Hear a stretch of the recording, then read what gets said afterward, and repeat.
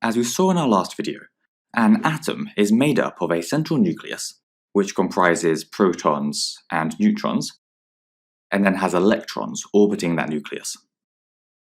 We also saw that it's the number of protons that tells us which element it is. The smallest element is hydrogen, as its atoms have just one proton in their nucleus, with one electron orbiting it. The next smallest is helium, whose atoms have 2 protons and 2 neutrons in the nucleus, and then 2 electrons orbiting them. In total, there are around 100 different elements, and they've been organized into the periodic table, with each box representing a different element. We call these boxes nuclear symbols, as we saw in the last video, and the number in the bottom left is the atomic number, which is unique to that element, as it represents the number of protons in the atoms of that element. And any atom with that many protons must be that element. So our atom here, which has 2 protons, must be helium, because helium's atomic number is 2. Or if we take carbon, we can see that its atomic number is 6. So all carbon atoms have 6 protons. So if we found an atom with 3 protons, like this one here, then it couldn't be carbon. We'd have to find the element with an atomic number of 3, which, if we check the periodic table, is lithium. Another feature of nuclear symbols is the 1 or 2 letter symbol that represents the element name. So C stands for carbon, and Li means lithium. Some symbols, though, are a bit more confusing. For example, sodium is Na, and iron is Fe. Most periodic tables have both the symbol and the name, though, so if you're not sure what a certain symbol is, you can just find it on the periodic table and check. So now that we know that it's a number of protons that determines which element it is, what about the number of neutrons? Well, the number of neutrons can actually vary between the individual atoms of an element. As long as the number of protons remains the same, it's still the same element. And we call these different forms of that element isotopes.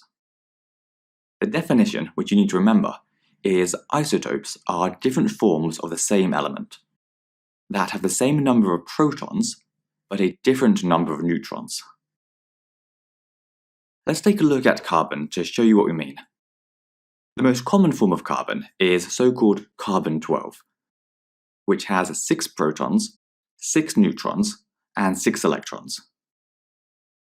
A rarer form is the isotope carbon-13, which of course still has 6 protons, because it's carbon, but has 7 neutrons and 6 electrons.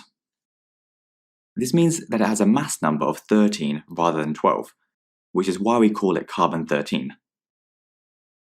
Because isotopes only vary in the number of neutrons they have, chemically they all react in basically the same way. Now, because they all have different numbers of neutrons, the different isotopes will have different masses. And one of the things that you need to be able to do is calculate the average mass of all the isotopes that make up a particular element, which we call the relative atomic mass. Let's take a look at copper as an example. Now, copper has 2 stable isotopes, copper-63, which has an abundance of 69.2%, and copper-65, which has an abundance of 30.8%. And when we say abundance, all we mean is how common or rare that isotope is.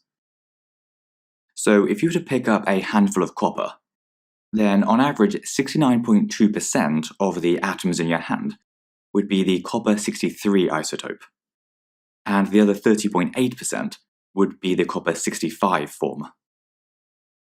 Now, in an exam, you might get a question like, calculate the relative atomic mass of copper to 1 decimal place. The equation for relative atomic mass is sum of isotope abundance times isotope mass divided by the sum of the abundances of all the isotopes. So the first thing we do is multiply each isotope's abundance by its mass. So for the copper-63 isotope, this would be 69.2, which is its abundance, times 63, which is its mass. And for copper-65, it would be 30.8 times 65. Then we sum these two figures together, which just means we add them together. Lastly, we divide this by the sum of the abundances of all the isotopes, which in this case would be 69.2 plus 30.8. Now, you can either put this all straight into your calculator, or simplify it down first. 69.2 times 63 gives us 4,359.6, while 30.8 times 65 gives us 2,002. And then we add these together to get 6,361.69. On the bottom, 69.2 plus 30.8 gives us 100, which makes sense because there are only two isotopes, so together they should add up to 100%, so that they represent all of the copper atoms. So we divide 6,361.69 by 100, and our answer is 63.6169.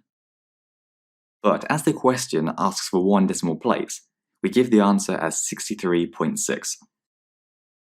And this number that we found is the relative atomic mass, which is denoted by the symbol Ar. So we could say that the average mass of a copper atom is 63.6.